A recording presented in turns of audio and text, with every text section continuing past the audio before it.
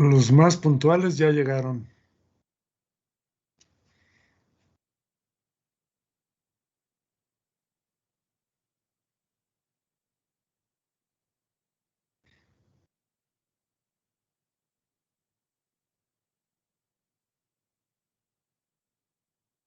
Bueno, ya alcanzamos 2/3 del grupo.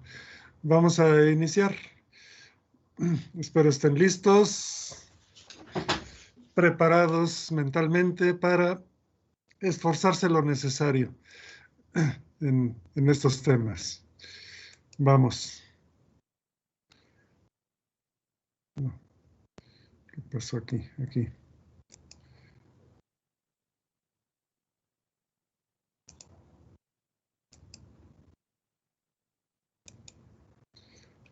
Esto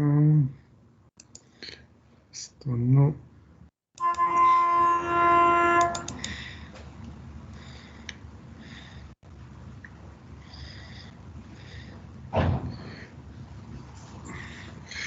Vamos a repasar un tema fundamental, una herramienta necesaria para los cálculos aquí, que se llama momento de inercia.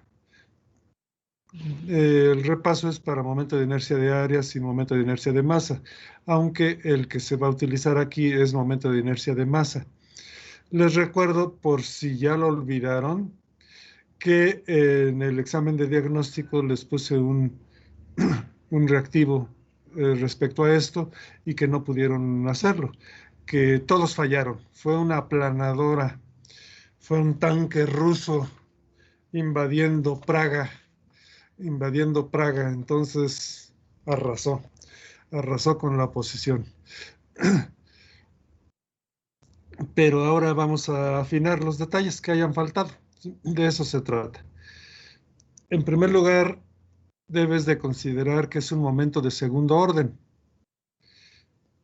Los momentos comunes y corrientes, vamos a llamarles así, aunque suene despectivo, son los momentos de primer orden, los que siempre hemos utilizado. Fuerza por distancia, fuerza por brazo de palanca, fuerza por distancia. Ese es un momento de primer orden. Pero un momento de segundo orden es un momento de inercia, donde la distancia debe estar elevada al cuadrado. Para áreas, y se designa con I latina mayúscula.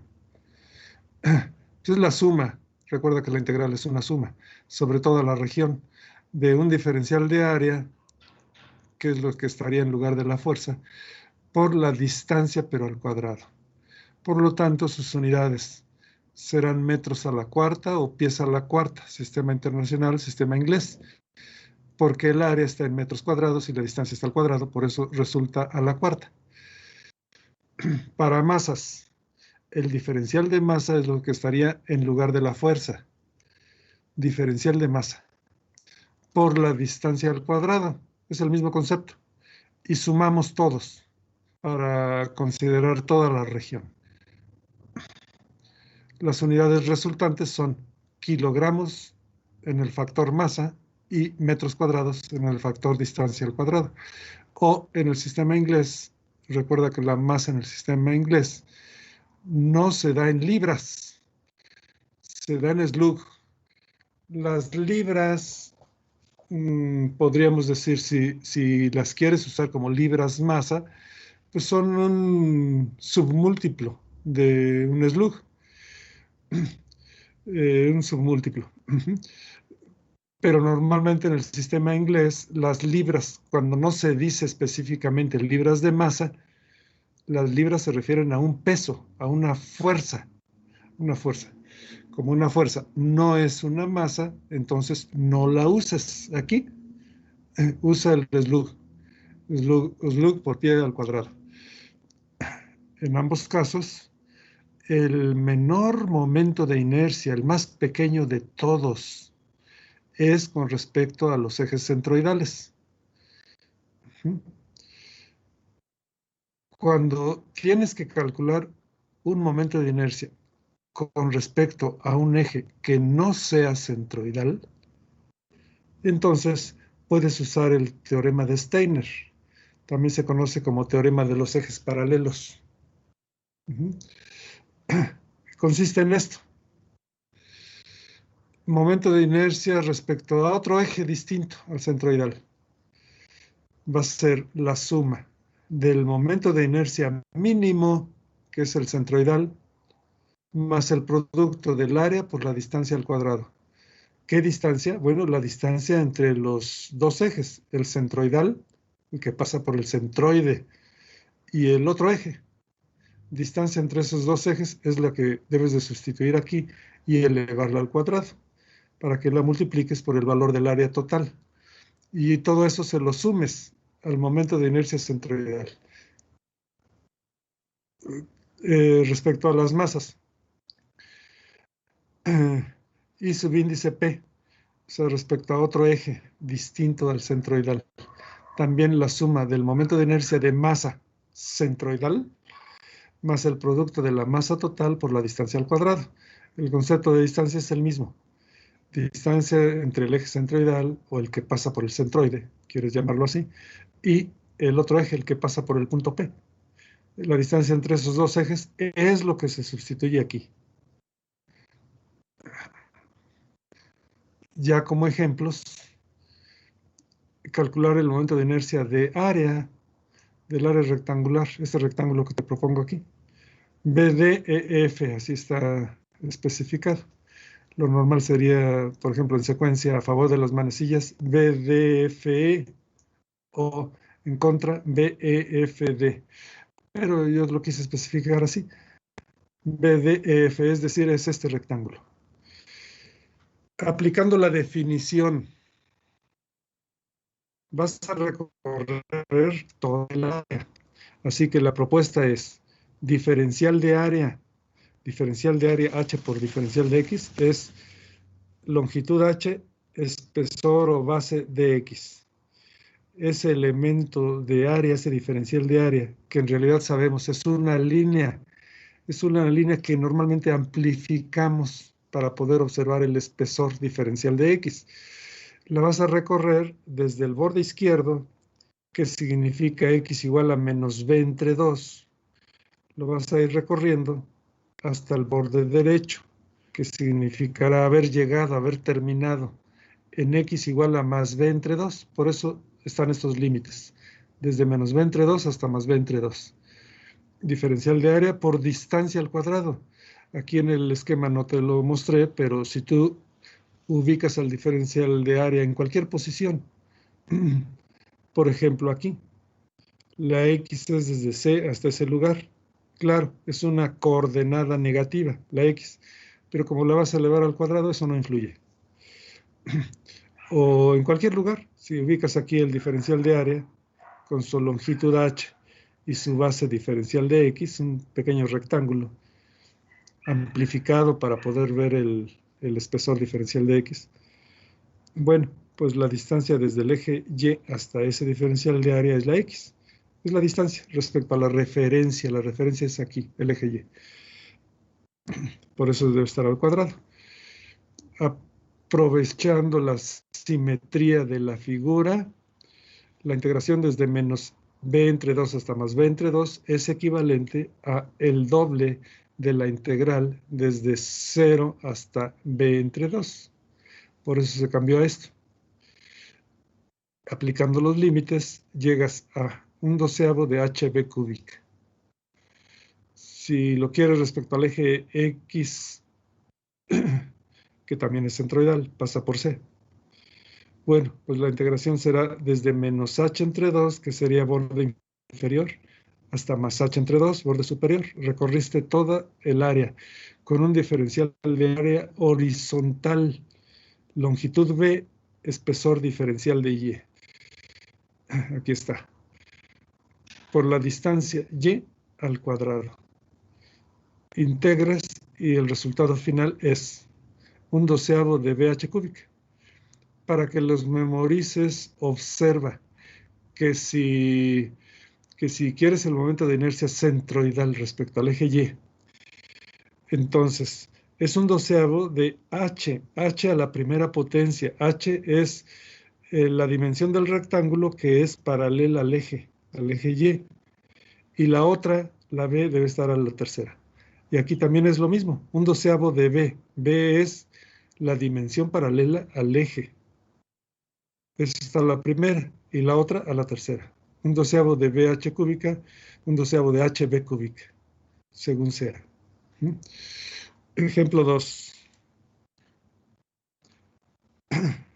Lee esto, por favor.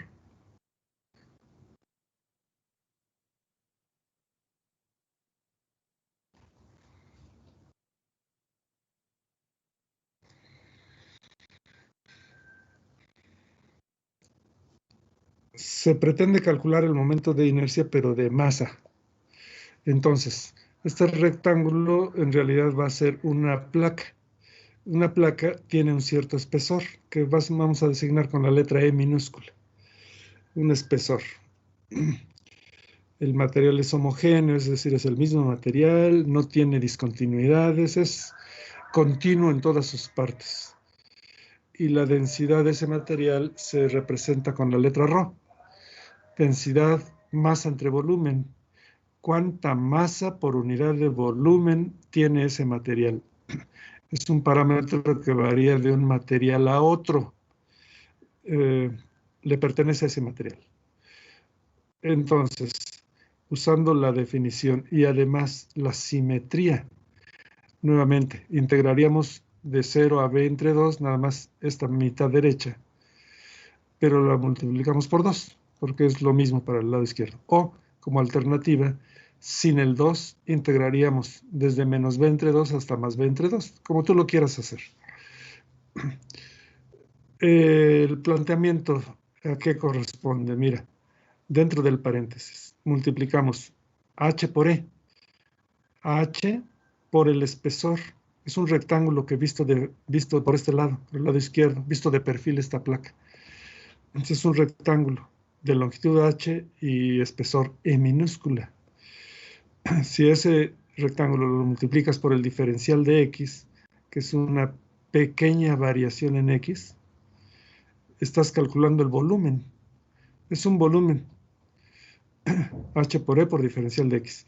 Y si ese volumen lo multiplicas por la densidad, que es masa entre volumen, se eliminan las unidades de volumen, te queda diferencial de masa dentro de todo ese paréntesis. Diferencial de masa por x al cuadrado, por la distancia al cuadrado. Todo esto que se plantea es exactamente la definición. El diferencial de masa por la distancia al cuadrado y sumamos todos. Aquí está. Ya nada más pues hay que realizar el proceso al que estás acostumbrado, sacar las constantes para que no estorben, dejar en el interior de la integral solo al x cuadrada y al dx, y entonces HR fuera junto con el 2. Al integrar x cúbica entre 3, ya apareció este 3. Límite inferior vale 0, no te preocupes por él. Límite superior, pues es x al cubo, b cúbica entre 8. Ya. Lo que sigue a partir de aquí es organizar de un modo conveniente estos factores. Por ejemplo, aquí b cúbica se desligó a dos factores, uno b y otro b cuadrada. El b lo estamos utilizando aquí para formar h por b. H por b es el área frontal, pero si esa área la multiplicas por el espesor de la placa, estás calculando el volumen de la placa. Con HBE es el volumen de la placa. Lo multiplicas por la densidad del material, entonces en todo el paréntesis está el cálculo de la masa de esa placa. Eh, por lo tanto, ya te quedó un doceavo de la masa por b al cuadrado, la dimensión b, que es la dimensión perpendicular al eje y centroidal, que te un doceavo de la masa por b al cuadrado. El un doceavo claramente resulta de simplificar 2 entre 8, es un cuarto por un tercio es un doceavo. ¿Sí? Entonces, eso es el segundo ejemplo. Observaciones, preguntas. Continuamos. Perdón, profe, ¿este material está en archivos de clase? Bueno, en los documentos. No, les voy a poner sí algunos materiales, pero no todos. Recuerden que pueden sacar fotos, o sea, no hay problema. Pueden sacar fotos, no les hace mal si tienen la foto y además va a estar en el materiales de clase. Ya más adelantito les digo cuáles sí voy a poner seguro, sí voy a poner en materiales de clase, no todos, porque es mucho, pero sí algunos. Ok, entonces, ¿podría poner la parte de arriba, por favor? Claro, Es que no alcancé a terminar sí, de copiar. sin problemas, ahí está, ahí está. De hecho, si quieren, le puedo reducir de tamaño para que si van a sacar foto, sea una sola foto. Ok, sí, estaría bien, profe, por favor. Ok.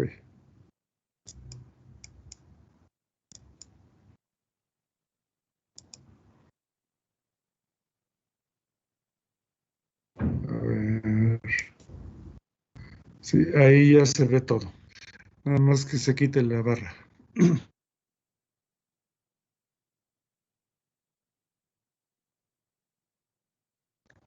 Sácale foto con el enfoque adecuado y ya después la vas a poder, así que, amplificar como quieras.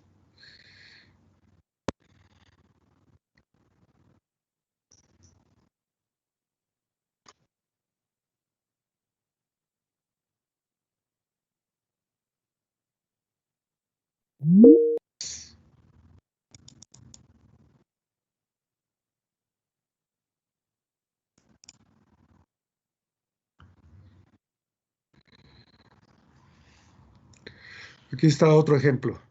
Dice calcular el momento de inercia de masa de la placa BDF con respecto al eje Y.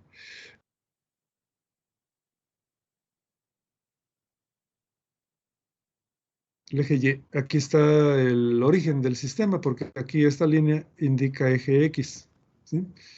El eje X ahorita no participa en este cálculo, pero sí la placa se ha colocado de manera que los lados verticales de esa placa sean paralelos al eje Y. Entonces, te dan las medidas de la placa, 8 centímetros, 8 centímetros de base, 3 de ancho, vamos a llamarle ancho, y un espesor que aquí no se ve en este esquema, que se va a designar con la letra E, un espesor no definido, pero pues digamos, por supuesto, mucho menor que este 3, mucho menor. Densidad del material, Rho. Ahora, para distinguir cuál es centroidal y cuál no de los ejes Y, al eje Y que no le pongas nada es el no centroidal, y al eje Y centroidal lo puedes indicar con una Y, con una línea arribita. Esto significa Y centroidal. También lo puedes indicar como Y subíndice C. Y subíndice C significaría lo mismo, Y centroidal, ¿sí? Cualquiera de las dos. El eje Y centroidal y el eje Y son paralelos, ¿sí? Son verticales, son paralelos. Bueno, ¿qué pasó, amigo? Ok, ahí está. Bueno, no se preocupen, mi mascotita consentida quería ayudarles, quería decirles la respuesta, pero no, ya lo callé. Bueno, continuamos. Como la pretensión es calcular el momento de inercia de la masa de esta placa con respecto al eje Y vertical, paralelo al centroidal Y. Pero está colocado a esta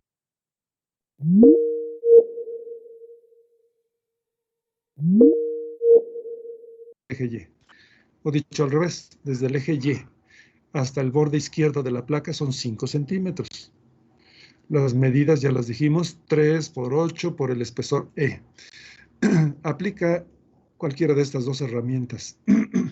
La definición, que esa te va a sacar adelante en todos los casos, o el teorema de Steiner, que también te va a sacar adelante en todos los casos, pero requiere que conozcas el momento de inercia centroidal. Bueno, por la primera opción, definición. Ah, es que ya está muy baja la batería. Permítame conectarle. Permítame.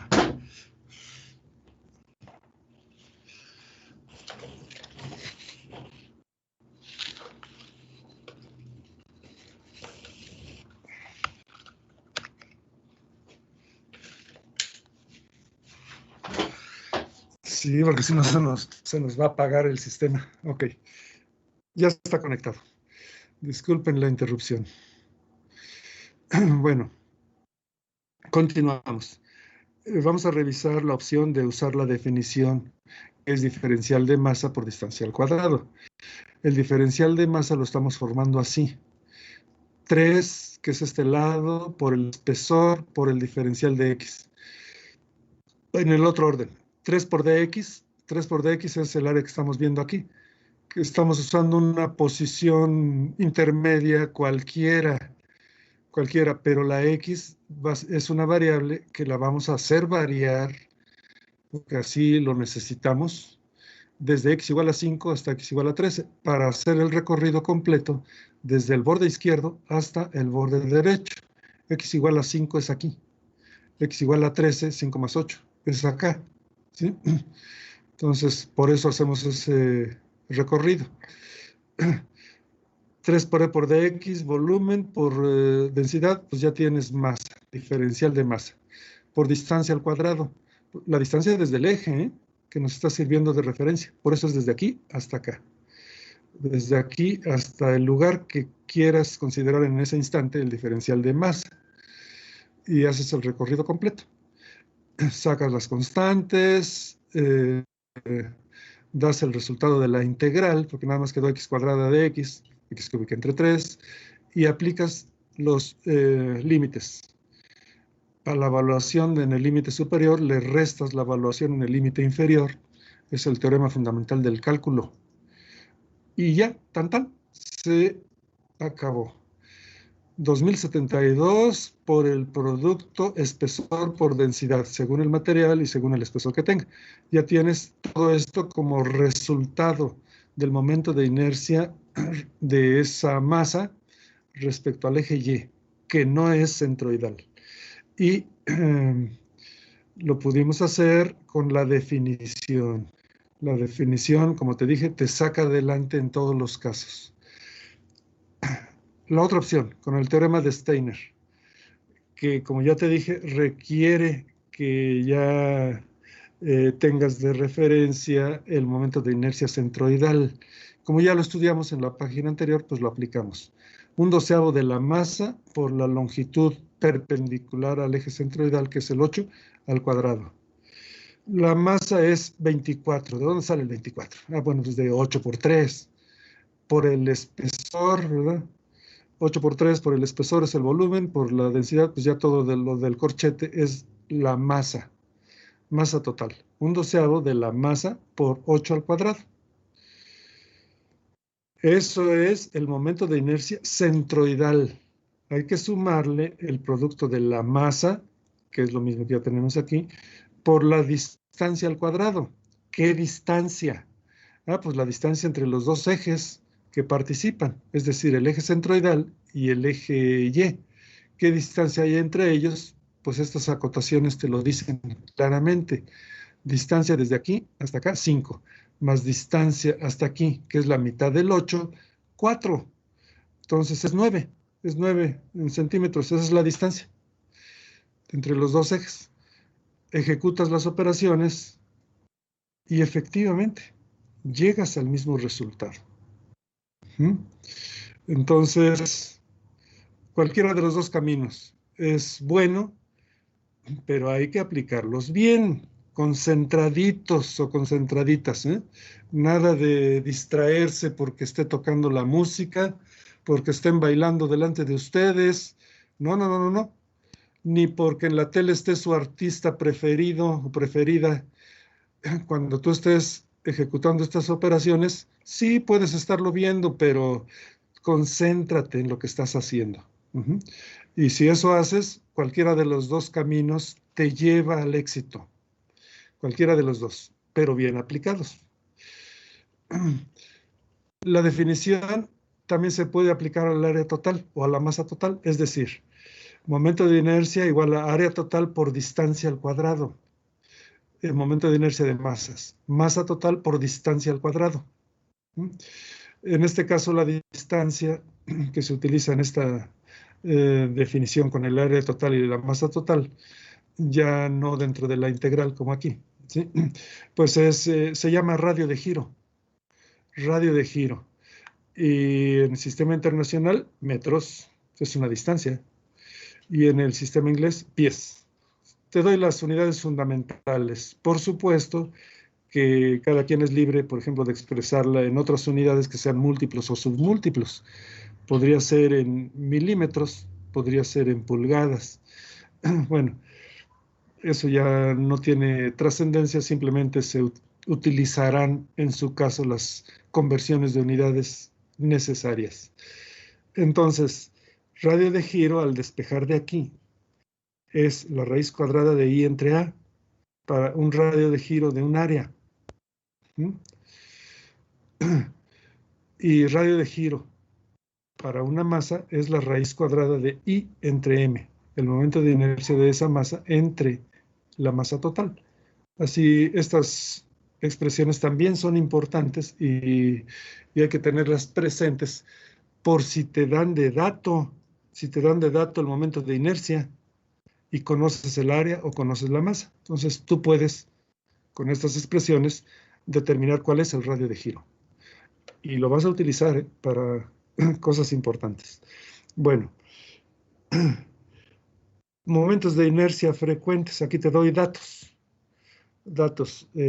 Caso 1, el momento de inercia de una barra de sección constante A. Aquí te estoy señalando A como la sección que tiene en toda su longitud esta barra. Por supuesto, las unidades que tú quieras, milímetros cuadrados, centímetros cuadrados o metros cuadrados, si te restringes a las fundamentales. La longitud L, aquí está la acotación, y la densidad ρ, según el material que tenga. El momento de inercia centroidal es 1/12 de la masa por la longitud al cuadrado. Si tú quieres el momento de inercia respecto a un extremo, como dice respecto a B, o sea, un eje que pase por B, el eje que pase por B y el eje centroidal deben ser paralelos. Resulta 1/3 de la masa por la longitud al cuadrado. Mira, una comprobación rápida, ya tomando en cuenta el teorema de los ejes paralelos o teorema de Steiner, que es lo mismo. Recuerda que al centroidal le vamos a tener que sumar el producto de la masa por la distancia entre los dos ejes al cuadrado. Bueno, la distancia entre un eje que pase por aquí y un eje que pase por aquí es L entre 2. L entre 2 elevado al cuadrado te resulta L cuadrada entre 4. ¿Vamos bien? Concéntrense, dicen por ahí, concéntrense, ¿sí? Repito, distancia entre un eje que pase aquí y otro que pase por acá es L entre 2. Al elevarlo al cuadrado tenemos L cuadrada entre 4. L cuadrada entre 4. Por la masa tienes ml cuadrada entre 4. 1/4 de ml cuadrada. Y lo vas a sumar con 1/12 de ml cuadrada. Entonces el 1/4 lo transformas a doceavos. Son 3/12. 3/12 de ml cuadrada más 1/12. Pues, cualquiera sabe que esos son 4/12. 4/12 de ml cuadrada. Y 4/12 es 1/3. Así que efectivamente resulta 1/3 de ml cuadrada. Y esto que te estoy dando aquí es para que si en algún ejemplo tienes que calcular el momento de inercia respecto a un extremo, pues ya no tengas la necesidad de realizar todo ese proceso. Siempre que en una barra de sección constante de longitud L y densidad ρ quieras calcular el momento de inercia respecto a un extremo, te va a resultar 1/3 de la masa por la longitud al cuadrado. Ya lo puedes integrar a un formulario. Caso 2. Un disco delgado de espesor E, radio R mayúscula y densidad ρ. Resulta el momento de inercia centroidal 1/2 de la masa por el radio al cuadrado. Si quieres calcular el momento de inercia respecto a un punto P en la periferia. Te va a resultar 3 medios de mr cuadrada. Te dejo que tú lo compruebes usando el teorema de Steiner. Y como caso 3, el momento de inercia de masa, aquí estamos hablando de momentos de inercia de masa, de una esfera. Características de la esfera. C es el centroide, R mayúscula es el radio y cualquier eje que pase por el centroide. Te va a resultar 2/5 de mr cuadrada. Entonces, esos ya son datos que puedes emplear de aquí en adelante.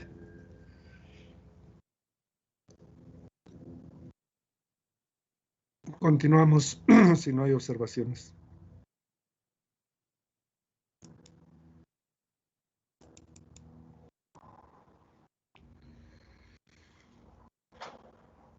Mira, en esta página te estoy mostrando cómo obtener el momento de inercia de un disco delgado.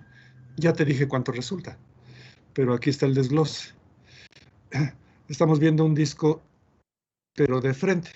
No observamos el espesor en esta vista, pero lo tiene. Las letras significan C, el centroide, es un punto. Esto es una distancia, R mayúscula, es el radio del disco. O sea, la distancia desde el centro hasta un punto del borde exterior. Esto es R. Pero la letra R, pero minúscula, R minúscula es una variable. Es para darle forma al diferencial de masa como un aro, un pequeño aro. Pero un aro cuyo radio R minúscula va a ser una variable desde 0, que sería en el mismo punto C. Radio 0, eso es un punto. Un aro de radio 0 es un punto. Pero si haces crecer R minúscula, entonces vas a ir viendo cada vez un aro cada vez mayor, cada vez mayor, cada vez mayor, hasta que pases por aquí donde te estoy poniendo esta referencia y luego sigas hasta llegar al borde. Es decir, con un diferencial de masa de esa forma, puedes recorrer toda la región, que esa es la intención. Bueno, entonces formaríamos el diferencial de masa con 2πr. ¿Qué es 2πr? Pues es lo mismo que pi por diámetro, porque R minúscula es el radio del aro. Entonces, pi por diámetro. Pi por diámetro es todo el perímetro. Si a ese pi por diámetro lo multiplicas por el diferencial de R, aunque no está acotado aquí, sería la distancia desde este borde inferior o interno del aro hasta el borde exterior del aro que estamos usando como diferencial, no me refiero al disco. Es desde aquí hasta acá, medido en forma radial. Eso es el diferencial de R. Entonces, repitiendo el proceso, pi por diámetro por diferencial de R es esta área que estamos viendo. Pero si esa área la multiplicas por el espesor del disco, tienes un diferencial de volumen en todo el corchete. Si a ese diferencial de volumen lo multiplicas por la densidad, que es masa entre volumen, del material que corresponda, bueno, pues ya con todo este producto tienes efectivamente un diferencial de masa. Ok, lo logramos. Bueno, pues ese diferencial de masa hay que multiplicarlo por la distancia al cuadrado. ¿Cuál es la distancia? Desde el centroide, que es la referencia, porque se quiere calcular el momento de inercia respecto al centroide, un eje que pase por el centroide. Entonces, desde el centroide hasta el diferencial de masa. Ya sabemos que va a ir creciendo y que este esquema es representativo nada más para poder ubicarse. Pero en realidad se hace el recorrido total, lo cual indicamos con, con los extremos, ¿no? Con el límite inferior y el límite superior, que dice integrar o sumar, la integración es una suma, todos los productos formados por diferencial de m por distancia al cuadrado, desde r minúscula igual a 0 hasta R minúscula igual a R. Aquí ya no le puse R minúscula igual, pero se sobreentiende o se debe sobreentender. Desde R minúscula igual a 0 hasta R minúscula igual con R, para que recorras toda la región. Así que a todo esto lo multiplicas por el R minúscula al cuadrado. Por eso te resultó R cúbica. R minúscula al cuadrado por R minúscula, pues es R cúbica. Ya colocamos en la forma acostumbrada R cúbica de R para dejarlo dentro de la integral y sacar todo lo que es constante. Es constante el 2, el pi, el espesor y el parámetro densidad. El resultado de la integral, pues R cúbica minúscula, no, cúbica no, R minúscula a la cuarta, entre 4. Como el límite inferior es 0, no te preocupas por él, nada más en el superior. Por eso es R mayúscula a la cuarta entre 4. Y esto de que puede escribirse lo vamos a escribir como nos convenga. Y eso es separar R a la cuarta en dos factores, R cuadrada por R cuadrada. Aquí están.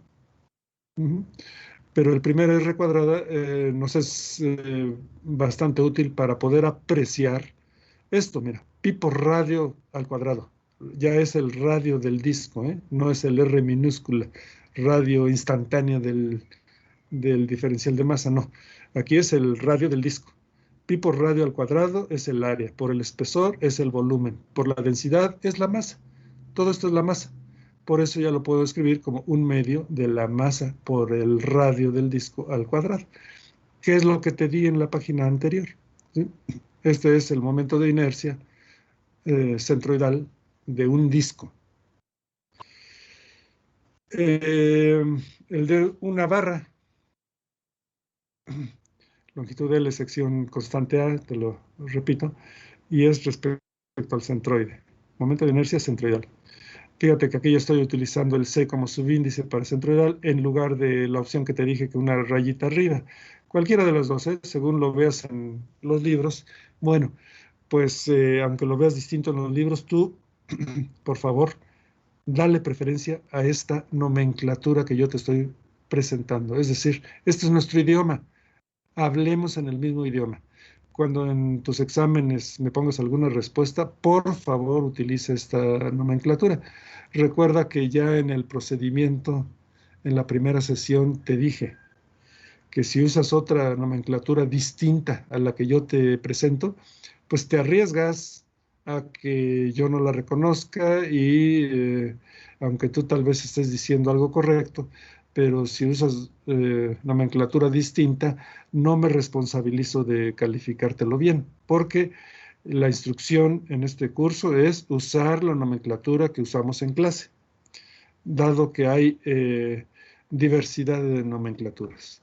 Sí puedes estudiar en cualquier libro, pero lo que tienes que hacer, eso es tu trabajo, identificar qué es lo que se está representando con esa otra nomenclatura y ya para un reporte, para un trabajo, para un examen, tienes que traducirlo al idioma que estamos usando nosotros.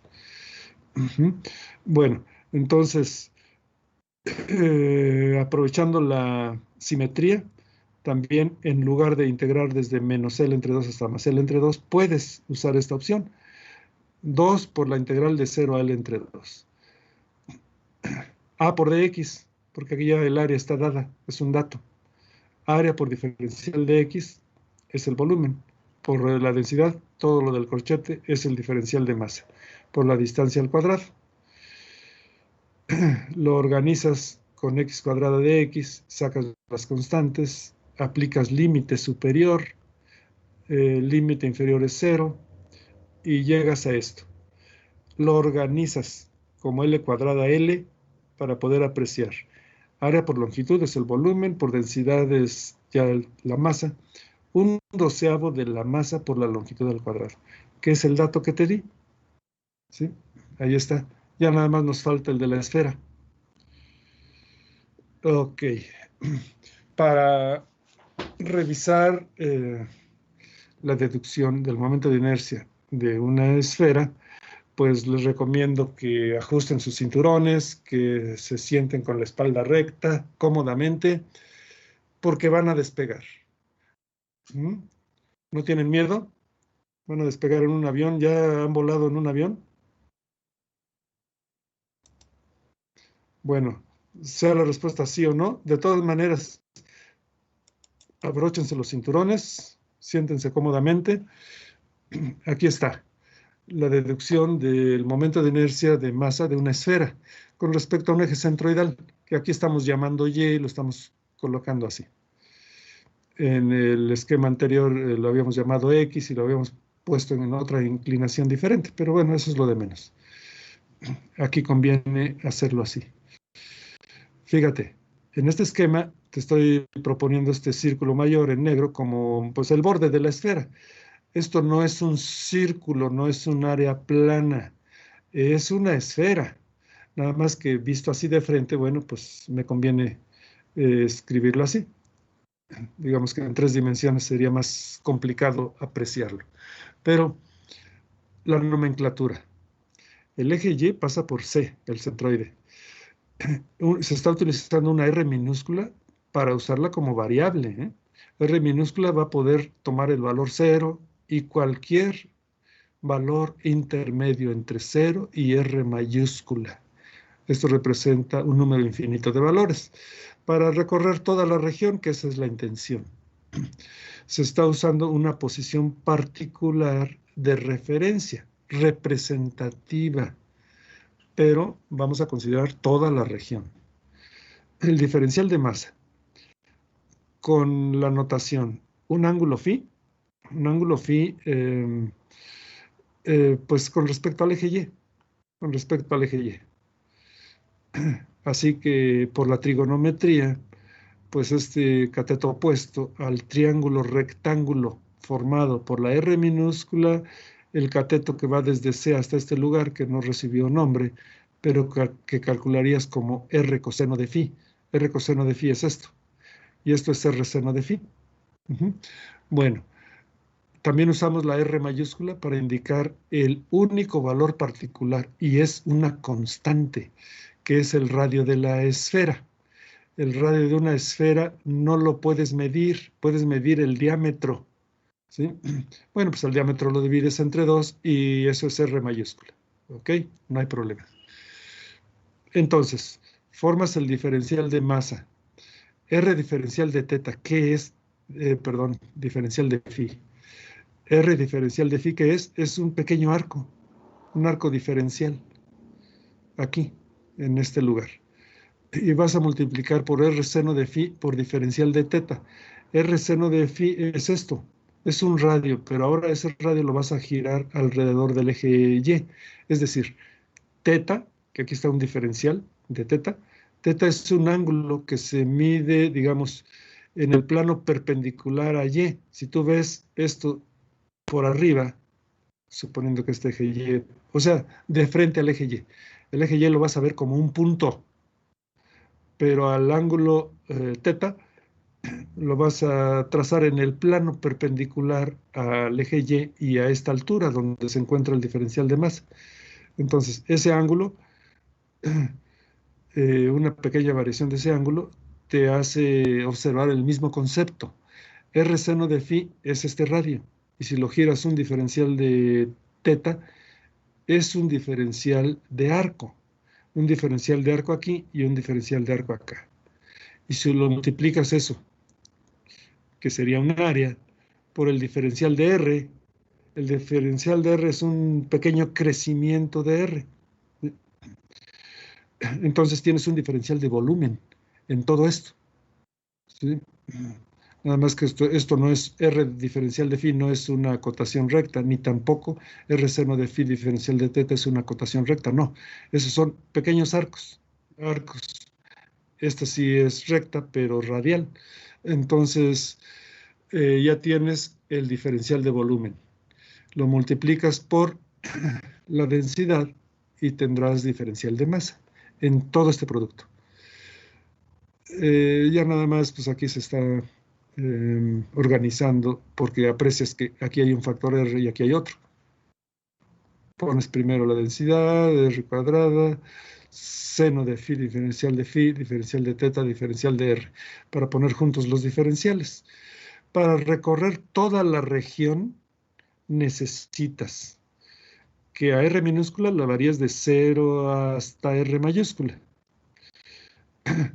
que para cada una de las posiciones particulares del diferencial de masa, pues hagas variar a phi entre 0 y 180 grados, es decir, 0 sería sobre el mismo eje Y, y luego lo varías hasta llegar al otro extremo, el extremo inferior, el extremo negativo, si aquí es el 0 del eje Y. Entonces, con eso recorres todo esto. Y para cada una de esas posiciones, el ángulo θ lo giras 360 grados, das una vuelta completa alrededor del eje Y. Con eso te estás asegurando recorrer toda la región, que de eso se trata. Entonces, momento de inercia respecto al eje Y centroidal, no te olvides, es recorrer, pero toda la masa, toda la región, el producto diferencial de masa por la distancia al cuadrado. La definición, eso se desglosa entonces en integral triple. Ya lo dije, R va a variar desde R minúscula, desde 0 hasta R mayúscula. Phi varía de 0 a pi, es este arco. Y θ varía de 0 a 2pi, 360 grados, vuelta completa. Y el producto, pues ya puedes observar que el diferencial de masa se transcribió aquí, hasta acá. Es el mismo diferencial de masa que ya habíamos revisado aquí. Y la distancia al diferencial de masa desde la referencia es el eje Y. Entonces el eje Y es esto. Esa es la distancia al diferencial de masa. Es en realidad un puntito el diferencial de masa. Un puntito que no es un cubo, que no es un paralelepípedo. No, es que sus lados no son rectos. Dos lados son arcos y otro lado sí es recto, pero radial. Ok, entonces esta distancia es la que necesitamos, la distancia desde el eje hasta el diferencial de masa, en cada una de sus infinitas posiciones, un número infinito de posiciones, ¿no? Para recorrer toda la región. Pero esta es la distancia, es la que se debe de elevar al cuadrado. Ahora que superamos eso, pues sí, como esto es R cuadrada, por esta R cuadrada se va a formar R a la cuarta. R a la cuarta. Seno cuadrado de phi por seno de phi, seno cúbico. Y ya diferencial de phi, diferencial de θ, diferencial de R. Aunque se escriba así, no implica que necesariamente resuelvas primero esta, luego esta y luego esta. Es en el orden que tú quieras, o si tú quieres, intercambias las posiciones de estas indicaciones de integral y ya, no te preocupes por eso. Entonces, aquí la decisión fue integrar primero en R. Teníamos R a la cuarta por diferencial de R. Resultado, R a la quinta sobre 5. Límite inferior 0, qué bueno. Entonces nada más te queda R mayúscula a la quinta sobre 5, que ya se escribió aquí, por el valor de la densidad que salió como lo que es una constante. Pues ya está aquí. Siguiente integral que se realizó es en θ, no en phi, en θ. ¿Qué tenemos en θ? Pues nada más diferencial de θ, es lo único que tenemos. Integral de diferencial de θ, pues eso es θ. Eso es θ. Y también límite inferior 0, así que nada más es 2pi. Aquí está el resultado, la indicación de los límites, la evaluación, pues es 2pi.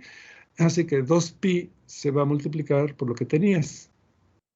Y ya está fuera de la integral. Solo te hace falta realizar una integral. Ya casi podemos celebrar, ya nada más una. Pero, oh desilusión, es integral de seno cúbico de una variable por la diferencial de esa variable.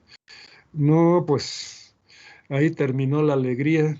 No es tan sencilla esa integral propuesta. Si no tienes fórmula directa de esto, pues no te preocupes, tienes a tu disposición el método de integración por partes. Aquí, para aplicar integración por partes, separar en factores seno de phi por seno cuadrado de phi diferencial de phi, para que formes u por diferencial de b. Tomas u seno de phi y diferencial de b el seno cuadrado de phi diferencial de phi. Entonces b es la integral de eso. como esta sí es una fórmula directa, a ver, chequen por favor sus formularios. ¿Los tienen a la mano? Sí. Búscalo, búscalo por favor. Integral de seno cuadrado de u, diferencial de u. Así la debes de encontrar.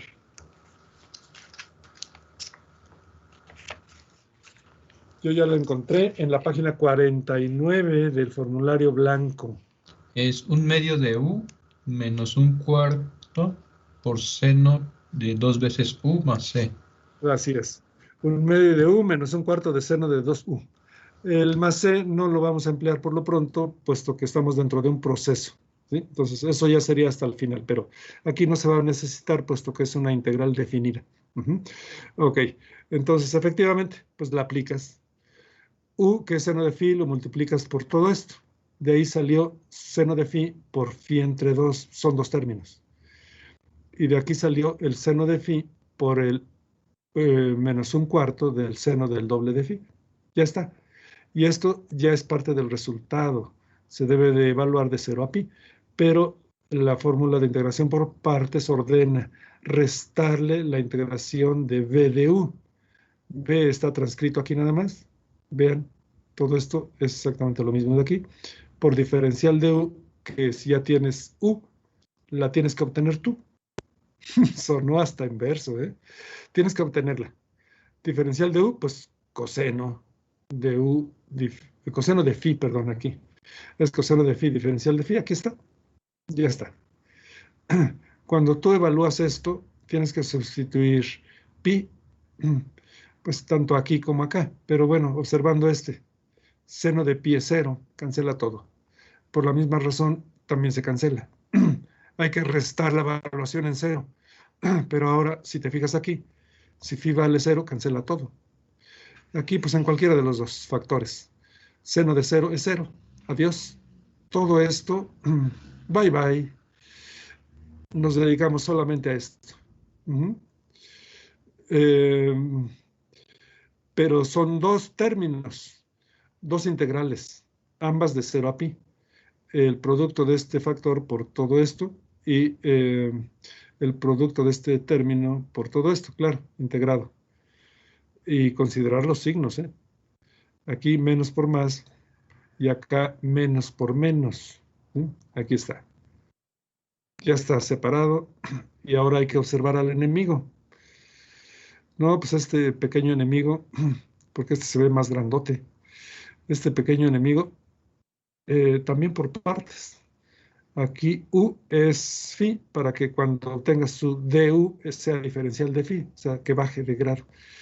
Y coseno de phi es el diferencial de b. Lo integras, como es sencilla, pues ya se escribió aquí directo. Seno de phi. Y aplicarás la fórmula de la integración por partes. Observando a este enemigo mayor. Bueno, pues por el 1/4 no nos preocupamos, ya está fuera, además. Por los límites, por lo pronto, no nos preocupamos porque lo que importa es resolver esta integral. Propuesta. U, que sea el coseno de phi. Y el db, que sea todo lo demás, seno de 2phi por diferencial de phi. Entonces, b es la integral de eso, que es directa. Menos 1/2 del coseno de 2phi. ¿Sí? Ya es directa, nada más que hay que completarla, ¿verdad? Por eso está el menos 1/2. Bueno, ya tenemos. Fíjate, tiene esta señalita para que la tomes muy en cuenta más adelante en el procedimiento. Por eso le puse esa señal. Observa bien qué integral estamos teniendo aquí, sobre todo en la parte de abajo. 1/4 de la integral de 0 a pi de seno de 2phi, coseno de phi diferencial de phi. Y esta, bueno, vamos a ver qué sucede con el desarrollo.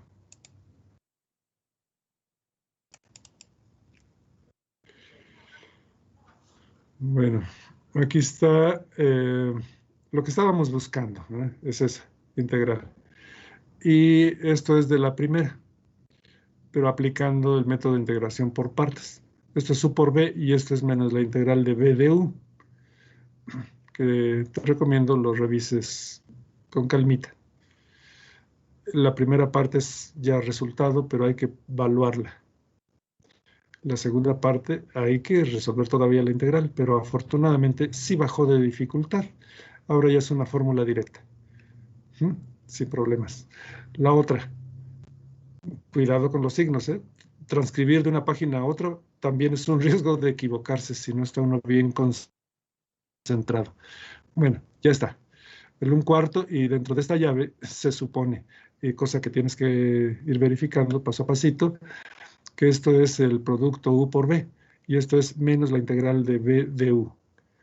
Ok, si eso es así sin error, entonces ya puedes evaluar. Aquí, al sustituir pi, seno de pi es 0, y al sustituir 0, también es 0. No produce, no aporta. Solamente hay que considerar esta integral. Es menos por menos, pero la integral del seno es el menos coseno, por eso te quedó así. Evaluarla de 0 a pi. Yéndonos por este camino. Luego revisamos el otro. Al evaluar en el límite superior, coseno de pi es menos 1. Menos 1 por esto, pues es ya más un medio. Es un medio. Luego hay que restarle la evaluación en 0. Coseno de 0 es 1, pero hay que restarle. Es menos 1.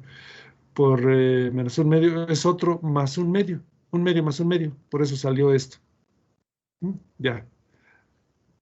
Y puedes revisar esto otro. A ver,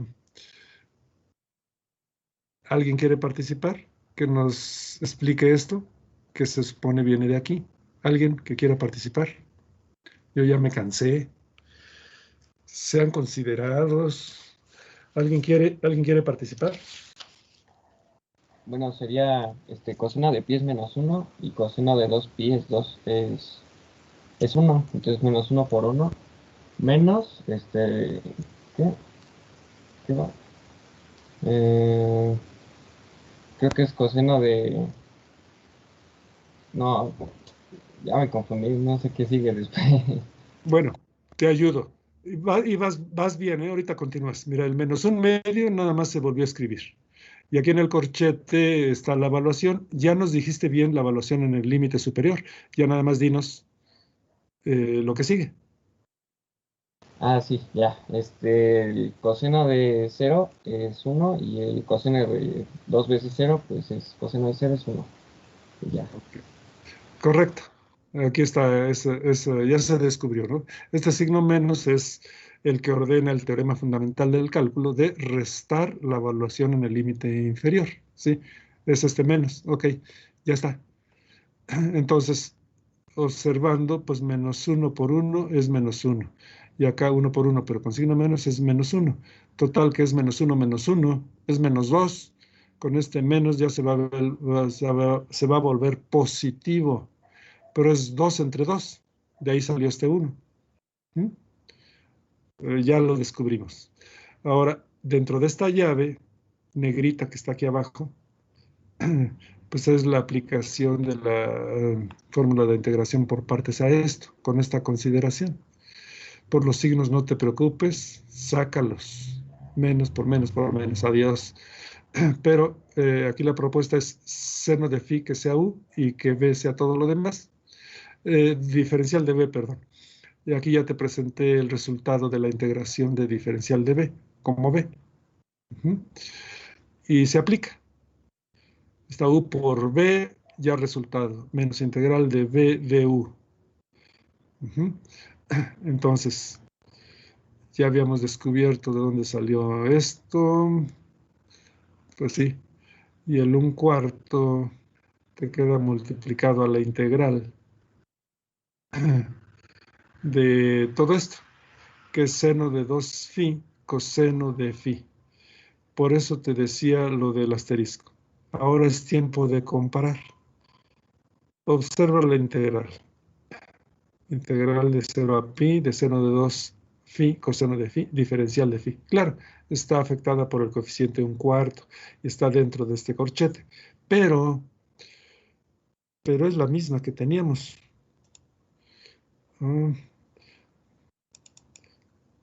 Aquí, mira, es esta misma. Seno de 2 phi, coseno de phi, diferencial de phi. Es la misma aquí.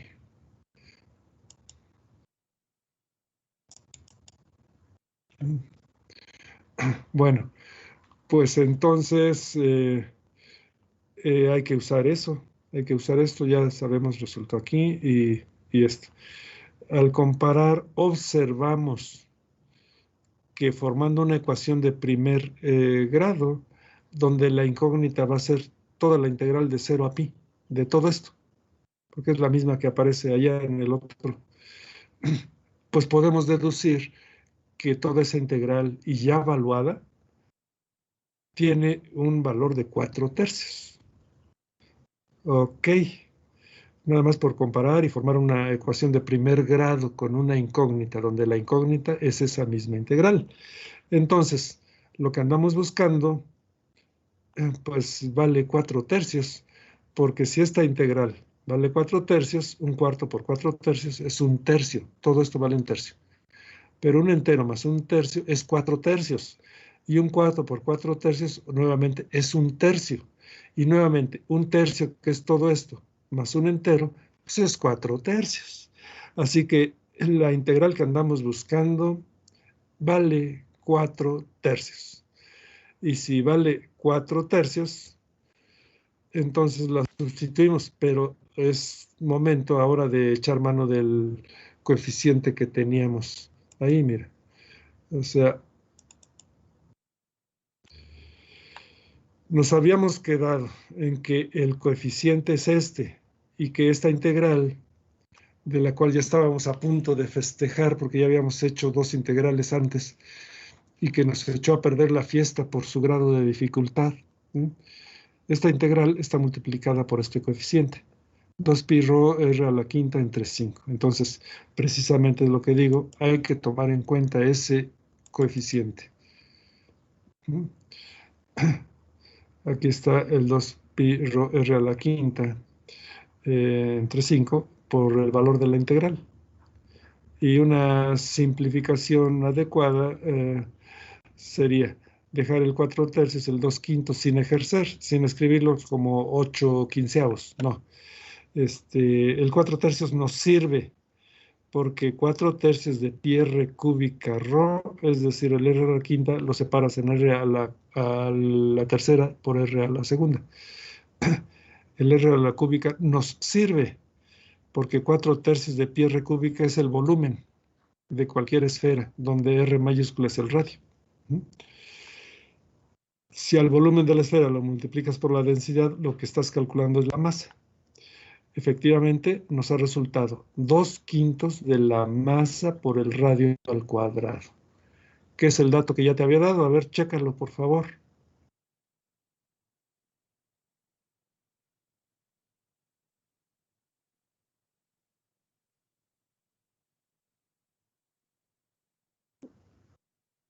Sí, profe, sí es. ¿Sí?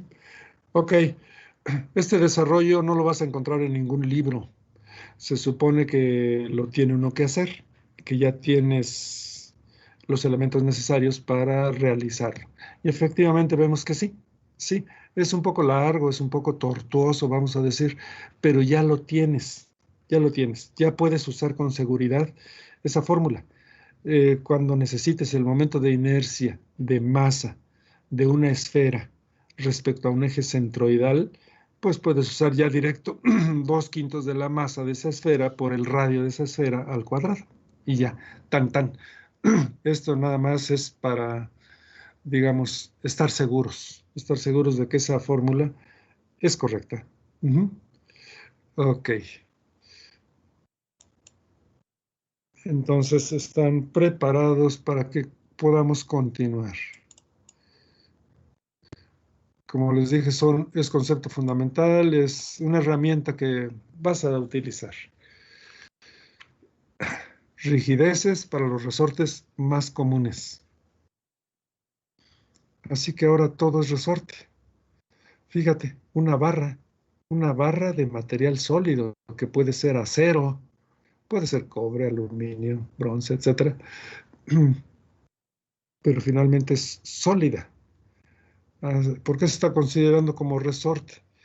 Si tal vez antes habíamos, en el curso de nuestros estudios en estática o en dinámica, habíamos considerado que son rígidos, que no se deforman a pesar de que les apliques fuerzas. Y ahora estamos descubriendo que eso era una gran mentira. Bueno, una mentira útil para poder avanzar en nuestros estudios. No, la realidad es que sí se deforman. Y dentro de un rango, dentro de un cierto rango, que le llamamos zona elástica, dentro de esa zona elástica sí actúan como resortes, donde sí se deforman por las fuerzas que les apliques. Por ejemplo, a una barra. Esta indicación, esta flechita y esta otra, te están queriendo decir que le estás aplicando una fuerza que tiende a alargar esa barra, una fuerza que le va a producir esfuerzos de tensión. Es el sentido que se va a considerar como positivo. Pero bueno, lo estás tratando de alargar. Estas otras flechitas es nada más para la acotación, de que te digan que la barra tiene longitud L. Pero estas son fuerzas que le estás aplicando. Y si le aplicas fuerzas, ya sea de tensión o de compresión, que se indicarían entrando a la barra, tratando de acortarla, de disminuirle su longitud. En ambos casos, ya sea tensión o compresión. Aquí quítale la N, no es comprensión, es compresión, ¿sí? Sin la N. Aquí sí se la quité, mira, le puse corrector y ya debe ser compresión. Aquí no se la quité, pero tú elimínala de tu mente. Te dicen que la rigidez de este resorte, aunque las deformaciones sean micras, sean muy pequeñitas, pero actúa como resorte dentro de la zona elástica. Entonces, su constante de resorte, que le estás llamando rigidez en esta lámina, esta sí la voy a poner en materiales de clase, para que la tengan por ahí, es así. E se llama módulo de elasticidad para esfuerzos de tensión y compresión. Módulo de elasticidad para esfuerzos normales se llaman. Normales no porque los otros sean raros, no. Esfuerzos normales se les llama a los esfuerzos que se aplican en forma perpendicular a la sección transversal. La sección transversal está representada con A, área de la sección, y L la longitud. Entonces, E por A entre L, módulo de elasticidad por el área de sección dividido entre la longitud. Eso es la rigidez o constante del resorte, ya que esto es un resorte a nivel microscópico, pero es un resorte perfectamente elástico dentro de la zona elástica. ¿Ok? Esos conceptos debes de tomarlos en cuenta. Si te sales de la zona elástica, ya no es un resorte, ya va a permanecer deformado para siempre. ¿Sí? No, no salirse de la zona elástica.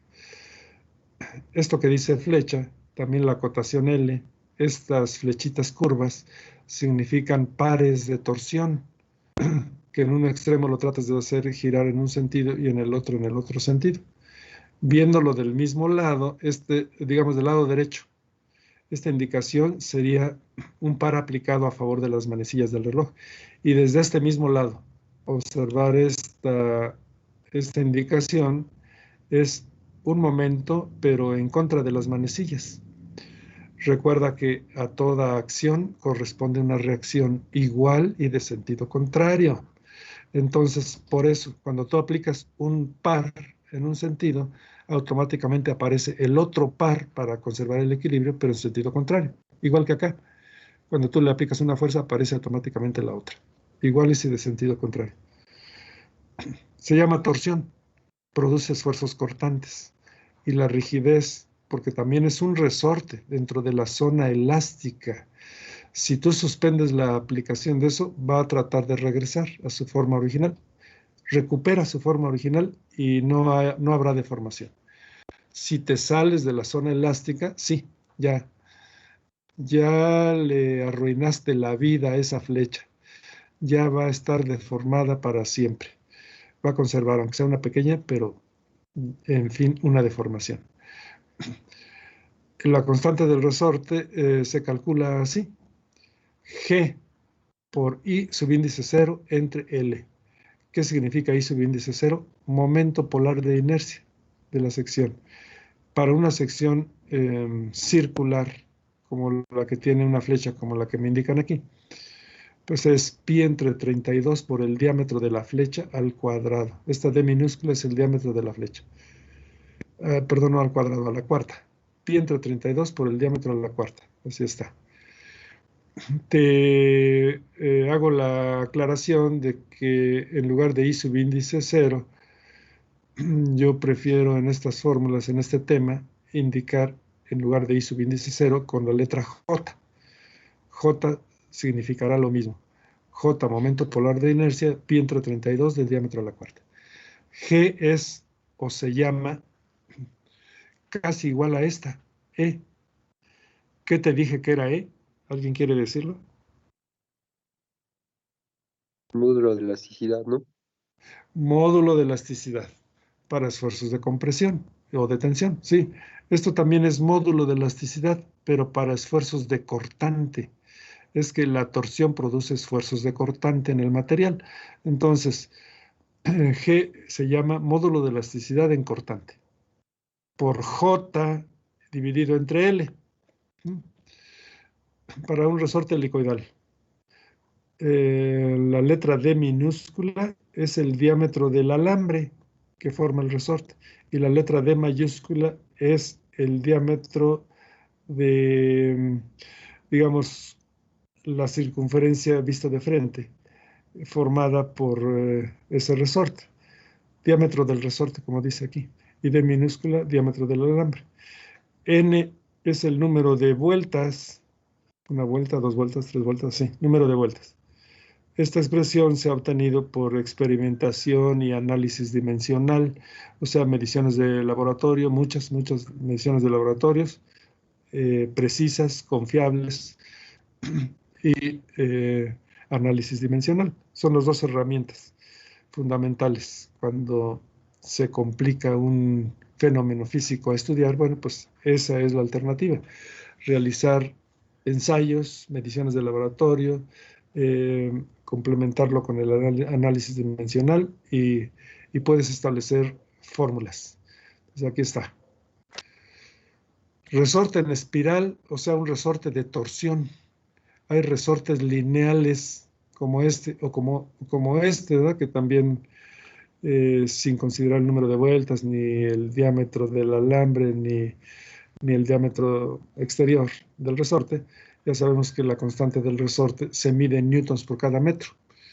Bueno, esto es para resortes de torsión, donde los puedes deformar un cierto ángulo y dentro de la zona elástica, que es bastante amplia para este tipo de resortes, pues es lineal, es decir, se deforma un cierto ángulo y si le suspendes, regresa a su forma original. Si no le suspendes, estará aplicando un momento, que es una tendencia a regresar a la forma original. Su rigidez se obtiene así, E por A entre L. Área de sección, longitud del resorte. Y para resortes planos que están aquí, que en realidad son vigas, le voy a aumentar de tamaño para poder apreciar un poco mejor.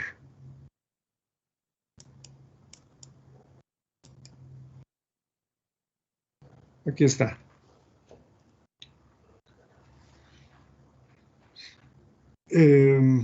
Primer caso. La línea fuerte horizontal representa el cuerpo de una viga. Una viga. Esa viga puede tener cualquier forma que tú quieras pensar ahorita. Puede ser rectangular, como las vigas de madera, ¿no? Puede ser rectangular. La altura, ponla mayor que la base. La base sería horizontal, la altura sería vertical. esa podría ser una posibilidad, pero la vas a representar por una línea. Puede ser una viga de acero, cualquier perfil comercial de acero, como por ejemplo las vigas H, las vigas I, las vigas canal, todas esas. Bueno, todas ellas las puedes representar con esta línea simplificada, ¿verdad? Simplificado del diagrama. Empotrada en el extremo izquierdo, libre en el otro, es lo que te dice este diagrama. Longitud L, y aquí una cierta distancia que va a bajar el extremo derecho por la aplicación de la fuerza. La constante de resorte, porque si suspendes la carga va a regresar a la posición perfectamente horizontal que tenía. Entonces, 3EI entre L cúbica.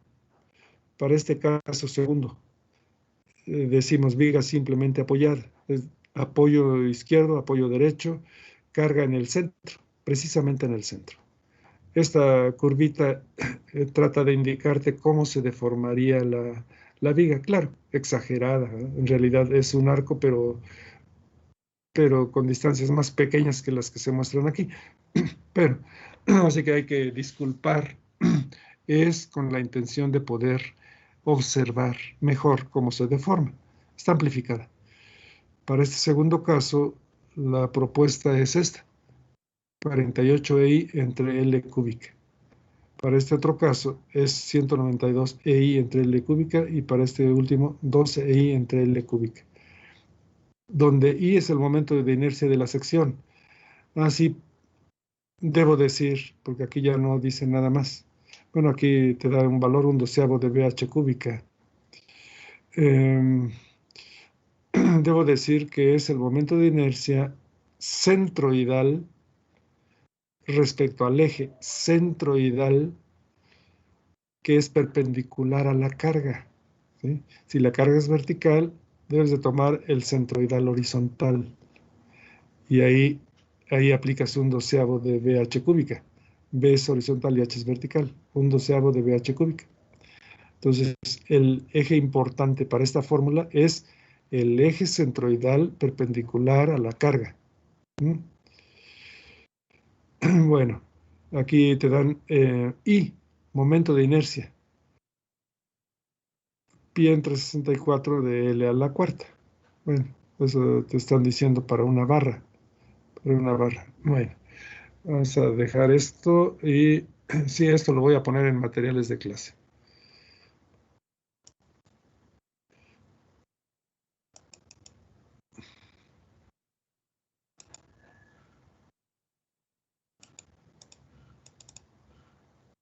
Ahí está. Bueno, como ayuda, aquí ya te adelanté esto, pero lo vamos a ver en la siguiente página, que la flecha máxima es PL cúbica entre 48i y que cuando despejas el cociente P entre delta, esto lo pasas a dividir, P entre delta, el 48i arriba y el L cúbica abajo. ¿Te queda así? P es la fuerza en newtons y delta, deflexión o desplazamiento máximo, es en metros. O sea, newtons por cada metro. Ese es el valor de una constante de resorte. Así que este 48 ahí entre L cúbica, que es el que nos dieron en la tabla, pues sí, efectivamente es la constante. Aunque ya te dije, lo vamos a ver en la siguiente página. Para el caso de torsión, se aplican estas dos fórmulas. Esta fórmula te sirve para calcular el esfuerzo cortante a una cierta distancia desde el centro. Esta R es, sí, entre J, ya te había adelantado que J es el momento polar de inercia en esta notación.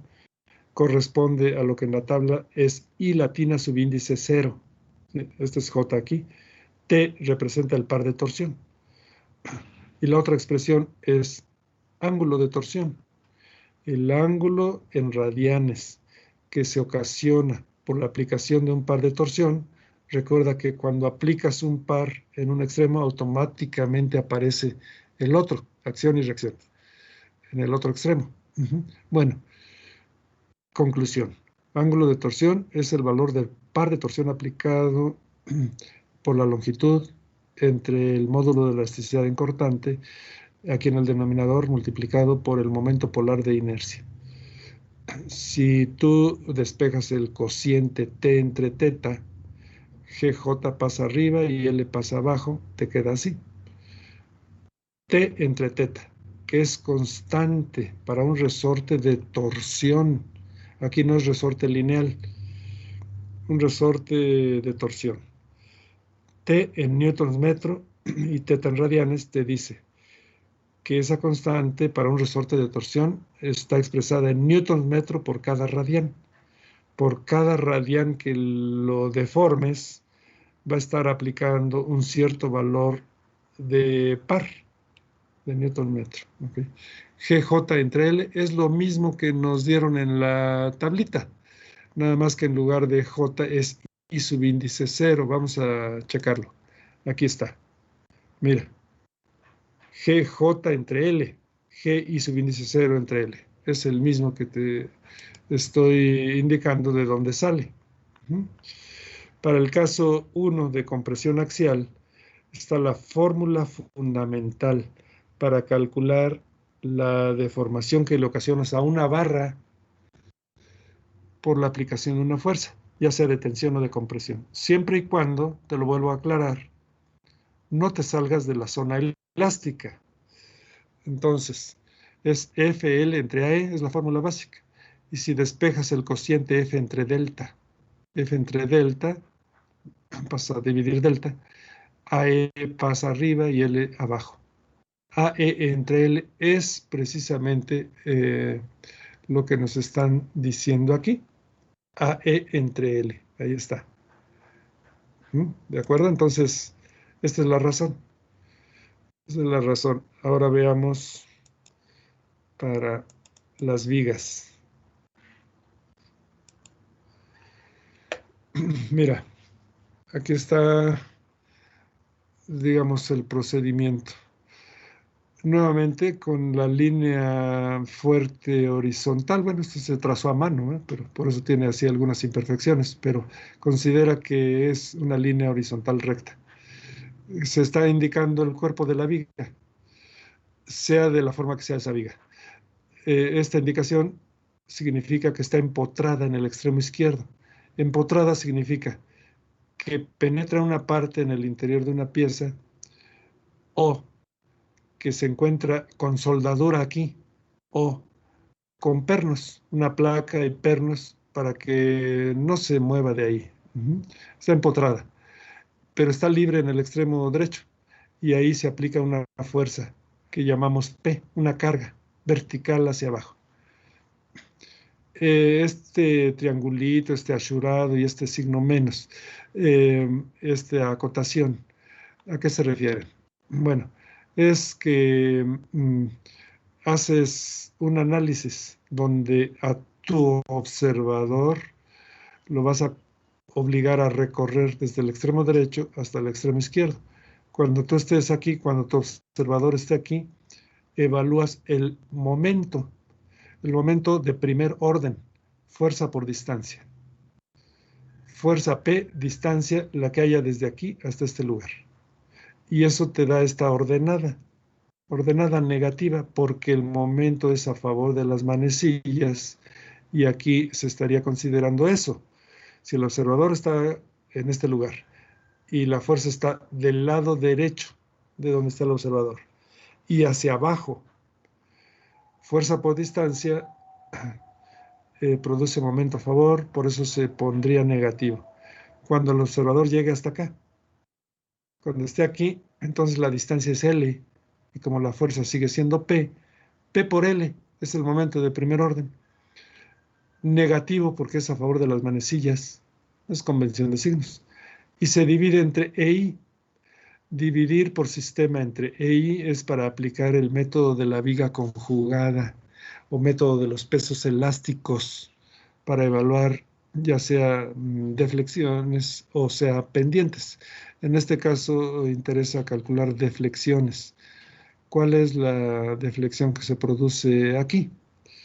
Bueno, aplicando ese procedimiento, requiere que al diagrama de momentos dividido entre EI lo consideres como si fuera una fuerza todo este diagrama triangular, es un triángulo. Esa fuerza o supuesta fuerza, por eso se llama pesos elásticos, la consideras aplicada en su centroide. El centroide de un triángulo, de este extremo hasta el centroide, es 1/3 de la base es L, pero de este extremo hasta acá es 2/3 de la base. Aquí te acoté el 2/3 de la base. El otro que no está acotado es 1/3 de la base, 1/3 de L. Bueno, si quieres evaluar la flecha aquí, calcula momentos aquí. Aquí. Como la pendiente en este lugar es 0 porque entra horizontal al empotramiento, ese peso elástico vale 0, la pendiente. Solo te queda este otro. El valor de esa área, como todo triángulo, 1/2 de la base por la altura. La base es L y la altura aquí está acotada. Resultado, 1/2 de PL cuadrada entre EI o PL cuadrada entre 2EI. Entonces, al aplicar, porque quieres calcular la flecha aquí, aplicar ese método, pues es nada más calcular el momento. 2/3 de L, que es la distancia a la línea de acción de la disque fuerza A, donde A es esto, te produce. Si A tomas en cuenta su valor, ya tienes PL cúbica, PL cuadrada por L, PL cúbica. Este 2 de denominador con este 2 de numerador, adiós, te quedó 1/3. Entonces, la deflexión ahí es 1/3 de PL cúbica entre EI. Ya lo tienes. Ya solamente despeja el cociente P entre delta. P entre delta hace que 3EI pase arriba y L cúbica pase abajo. Precisamente, P entre delta es newtons por cada metro. Es constante de resorte. 3EI entre L cúbica es el dato que nos están dando. Aquí está. 3EI entre L cúbica. 3EI entre L cúbica. ¿Qué es lo que te estoy poniendo aquí? Digamos que es la razón. Es el desglose. Es del porqué. El porqué de eso. Para el otro caso.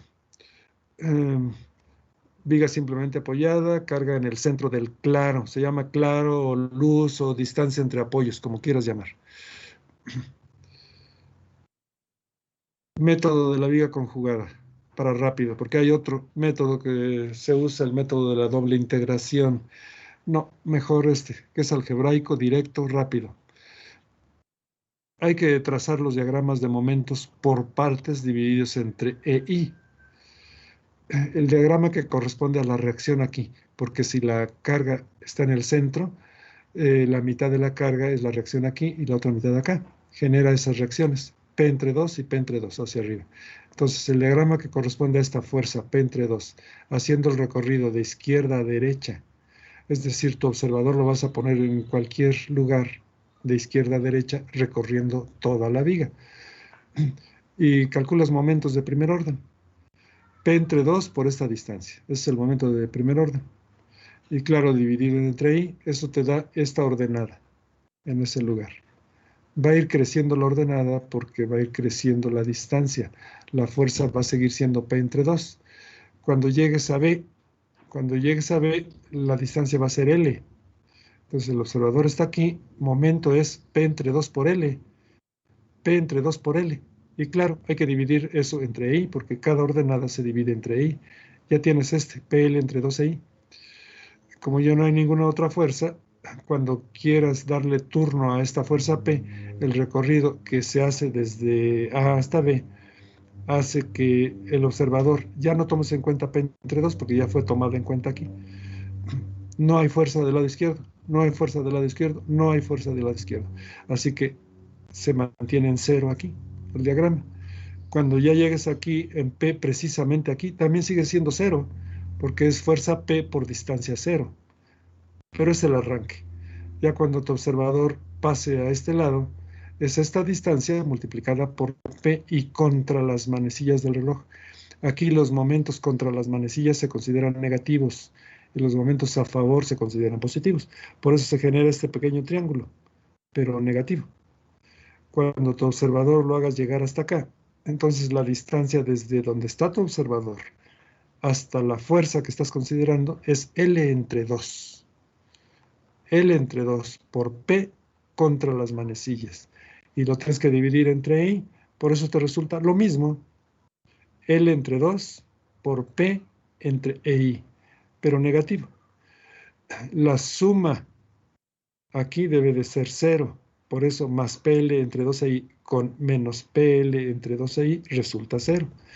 Si tú quieres considerar el diagrama de momentos, pero completo, es esta forma, es este triángulo. El área total que tengo aquí también corresponde a la suma de este triángulo positivo y este triángulo negativo, el área total. Pero como ya lo dibujé aquí, y esto es PL entre 4EI, esta altura.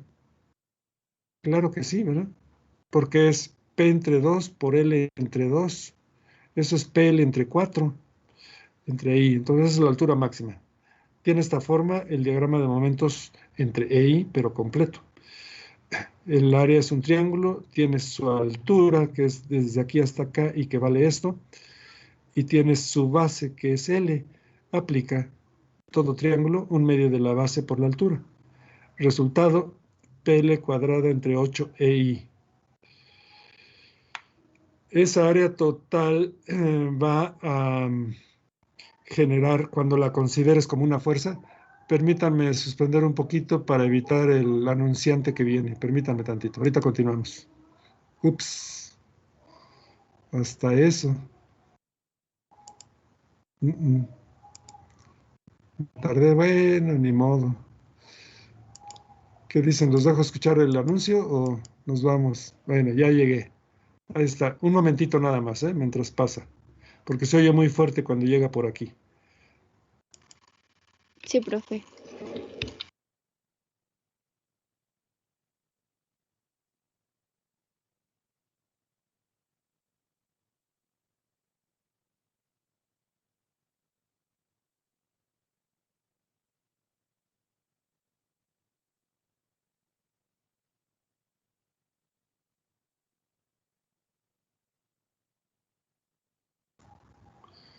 Bueno, creo que ya. Ya si viene otra vez, pues ni modo, ya lo tendrán que escuchar. Lo tendremos que escuchar nosotros. Y sí, ya ahí viene. ¿Qué dicen? ¿Lo escuchan o lo suspendemos? No, ya se fue. Bueno, continuamos.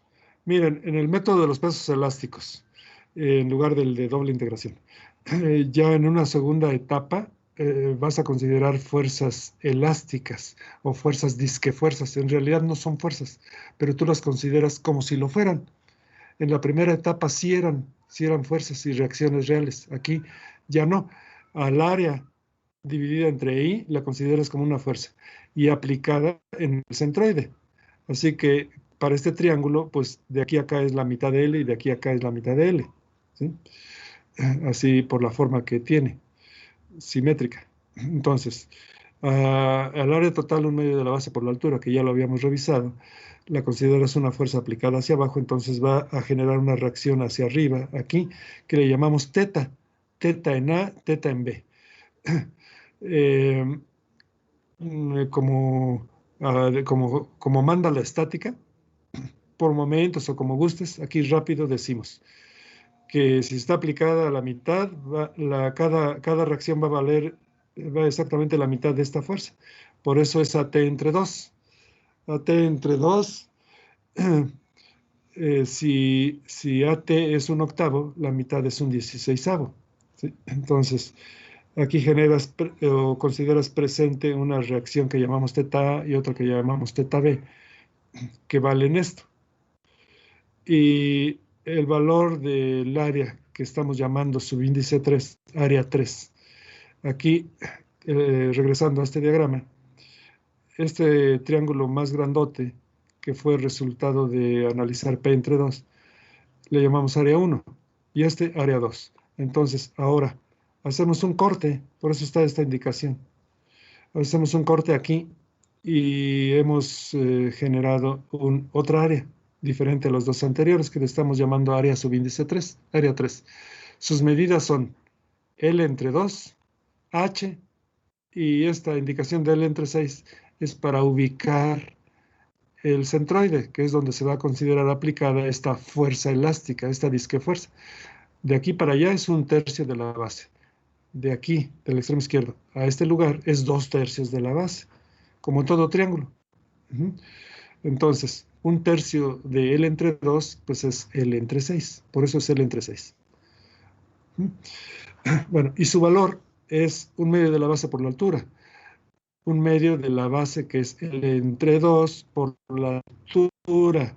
La altura aquí es H. Si es una línea recta, pues es proporcional. Si la altura completa es PL cuadrada entre PL entre 2i, pues ahí es la mitad de eso, 1/4 de PL entre i. Así por triángulos semejantes, o sea, este triángulo y este otro triángulo, la puedes obtener. Pero también la podrías obtener por momentos.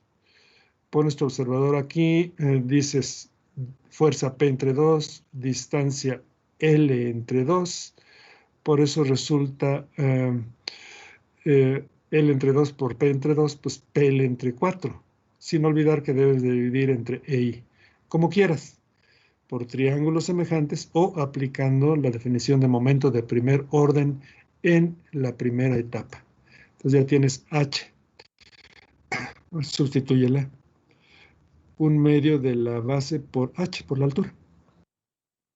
Y obtienes que el valor de esa área que estamos llamando 3 es 1/16 de PL cuadrada entre EI. Ahora ya la consideras como fuerza para calcular la flecha aquí. Pones tu observador aquí y lo obligas a que considere las fuerzas que quedaron del lado izquierdo, no del lado derecho, porque estamos haciendo el recorrido así. Entonces lo colocas aquí, entonces te queda del lado izquierdo la fuerza o disque fuerza A3 y teta A. Nada más. Calculas el momento que producen respecto a ese punto que estás analizando, considerando positivos los que van a favor y negativos los que van en contra, los momentos. Entonces, L entre 2, que es la distancia desde aquí hasta acá, por el valor de teta A, positivo. Y A3 por L entre 6, negativo. Ya, eso es todo. Nada más hay que sustituir los valores. Aquí está el valor de teta A y de A3 es este. Sustitúyelos y obtienes eso. 1/2 por 1/16, pues es 1/32. Cualquiera sabe eso. Si le preguntas a la persona que ahorita esté pasando frente a tu casa, ¿cuánto resulta 1/2 por 1/16? Seguro te va a decir, pues 1/32, joven. ¿Ok? Entonces eso cualquiera lo sabe. Pero multiplicas L por PL cuadrada. Por eso resulta PL cúbica, sin olvidar dividir entre EI. Y en el otro término es 1/6 por 1/16, pues 1/96, ¿sí? Y viendo los factores, pues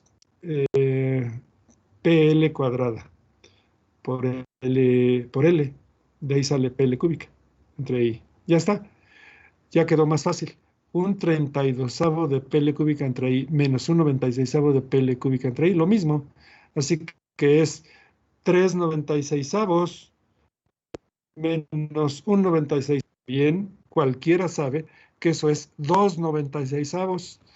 2/96 simplificado es 1/48. Entonces, conclusión, ya tenemos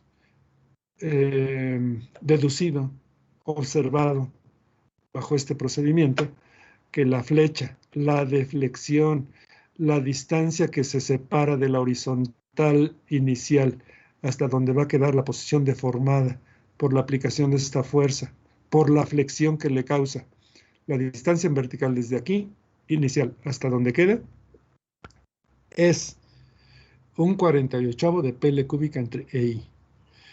Y si ahora despejamos el cociente P entre delta, entre esa distancia, la distancia en X igual a L entre 2 es lo que significa esta nomenclatura.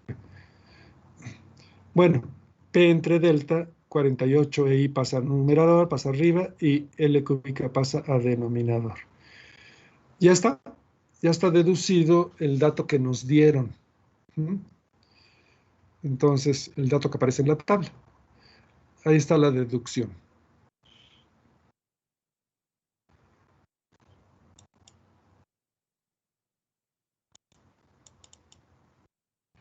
Mira, ya más formal te presento. Como caso 1, de hecho, esta es mi letra, ¿eh? Esto es si tú la reconoces y ya conoces mi letra, esta es mi letra.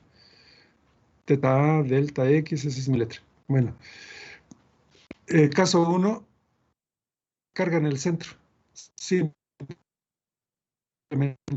flecha máxima, un 48avo de la fuerza L cúbica entre I, es lo mismo, en X igual a L entre 2. Este caso 2 es carga en cualquier lugar, no nos toca ahorita revisarlo. Esto es cargas iguales colocadas simétricamente de los apoyos. Tampoco nos compete ahorita, nada más el 1. Este es un momento en un extremo. Pero la llamada es que es lo mismo. Te lo voy a poner en materiales de clase.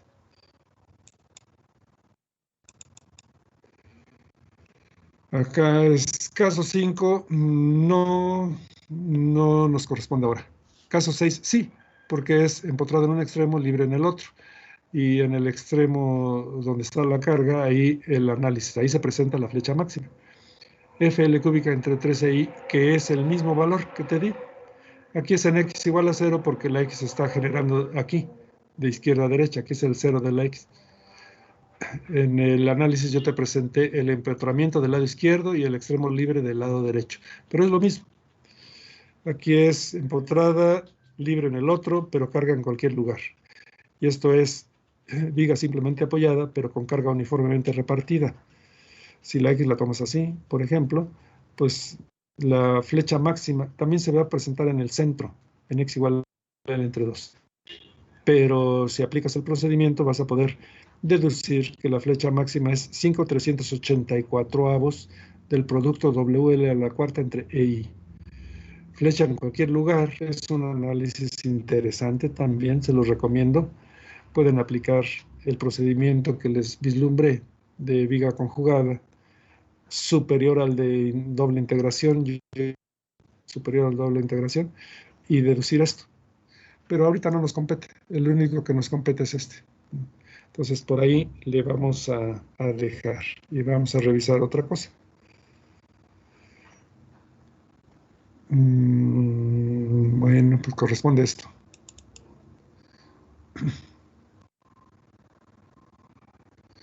Este material también lo voy a poner en materiales de clase. Yo creo que, pues, después de que terminemos de la sesión. Pero vamos a revisarlo rápidamente. Ahorita no es necesario que le saques foto, puesto que va a estar en materiales de clase. Es respecto a los temarios, ¿no? Al temario. Así tiene el mismo título. Y mira, te presentan un resorte lineal.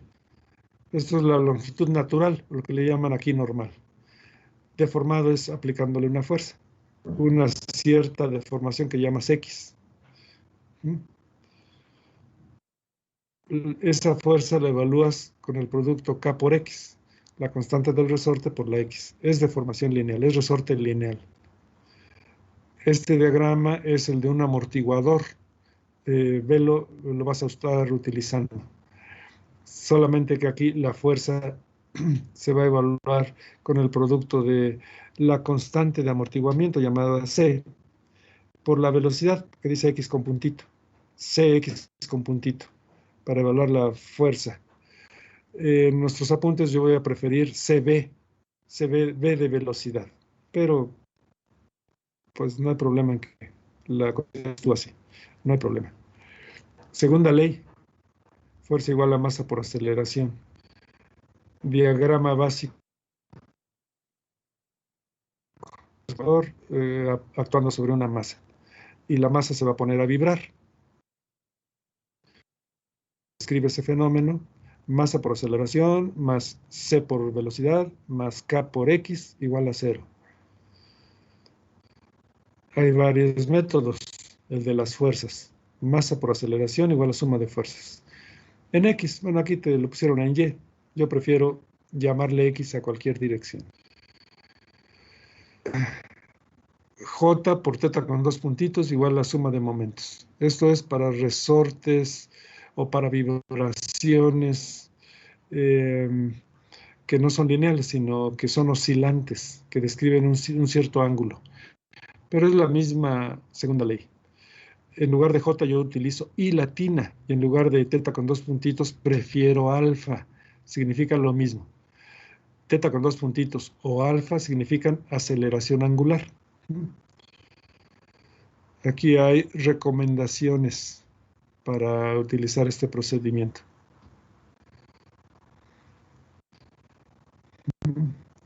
Un desglose. Un ejemplo particular. ¿Qué fuerzas se generan? Aquí son sistemas sin amortiguadores, analizados con el método de la energía. T representa aquí energía cinética y B energía potencial. Yo no soy partidario de esta nomenclatura porque recuerden que T mayúscula la estamos usando para periodo y esta B para velocidad. Pero bueno, tomémosla en cuenta y ya cuando la queramos aplicar, pues la traducimos a nuestro idioma. Energía cinética más energía potencial va a ser constante siempre y cuando no haya fricción. Aquí te la están desglosando, te la están expresando en su equivalente y te recuerdan que la frecuencia natural es la raíz cuadrada de K entre M para resortes lineales, lo cual ya lo sabíamos. Método de Rayleigh, suma de energía cinética y potencial. Es constante. Por lo tanto, la cinética máxima y la potencial máxima son iguales. La ecuación de Lagrange. Aquí está el sistema propuesto, las acotaciones pertinentes.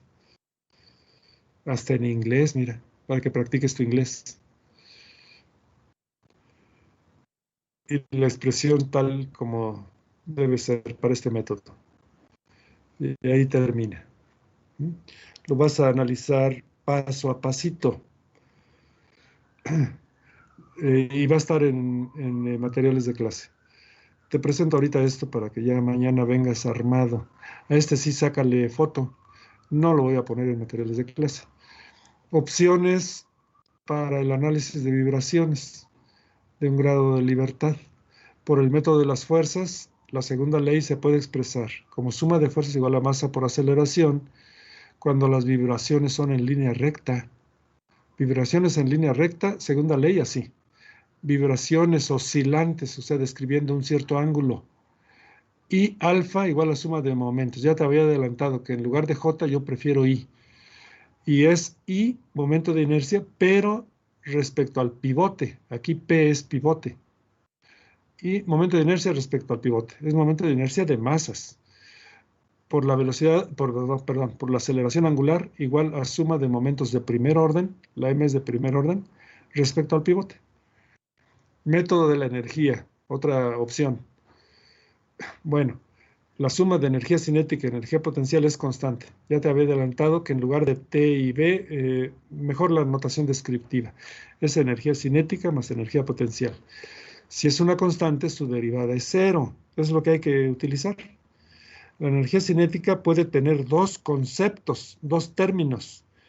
Energía cinética de traslación y energía cinética de rotación. Cuando el elemento tuviera traslación y rotación, tienes que considerar los dos términos. Si solo tiene traslación, pues solo este va a valer algo distinto de cero, el otro será cero. Pero si solo hay rotación, pues este vale cero y este sí permanece. La energía potencial es o se presenta cuando los resortes están deformados.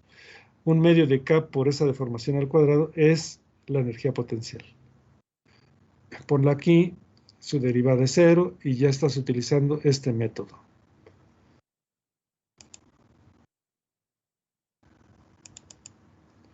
Ya por último, para dejarlos ir por hoy, también es método de la energía, se llama método de Lagrange. Es proponer el parámetro L de Lagrange como la resta a la energía cinética, restarle la energía potencial. Ya que lo propongas así, para el ejemplo particular, vas a obtener la derivada parcial de esa L con respecto a la velocidad. Y también obtienes la derivada parcial de la L con respecto a X. Esos los mantienes en reserva, los obtienes y los mantienes en reserva para utilizarlos aquí. Ya usas la ecuación de Euler-Lagrange, derivas con respecto al tiempo a la parcial de L con respecto a B. Y a eso le restas la derivada de L con respecto a X. Y lo igualas con 0. En eso consiste el procedimiento. Claro, analizando una posición intermedia y vibrando del sistema, que ya tendremos oportunidad de practicar. Y por último, el método de Rayleigh. También es método de la energía. Si consideras que la suma de la energía cinética y la potencial va a ser constante, porque no hay fricción, por eso va a ser constante en todo momento. Bueno, en los extremos la energía cinética vale 0 porque llega, recuerda el método, perdón, el modelo de movimiento armónico simple. Cuando llegas al extremo la velocidad es 0. Si la velocidad es 0, la energía cinética es 0, pero la potencial es máxima porque estará la máxima deformación.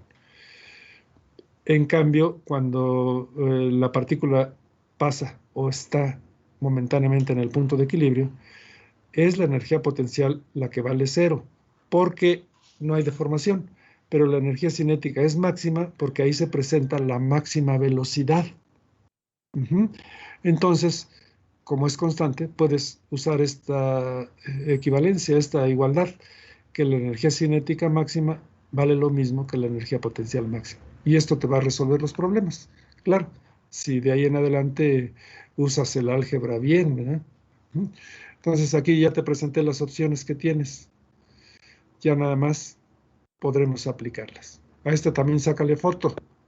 Te prometo que no la voy a poner en materiales de clase, pero sí yo voy a poner lo otro. Sácale foto. Y nos vemos mañana, mis amigos, porque ya el tiempo se nos terminó. Fíjense, qué puntualidad, qué exactitud, qué precisión. Ahorita se cumple el tiempo. Llegamos bien. Nos vemos mañana, mis amigos. Que estén bien. Hasta luego, profe. Hasta Gracias. mañana, profe. Gracias. Hasta mañana, profe. Hasta mañana, jóvenes ilustres. Gracias, profe. Presente y futuro de nuestra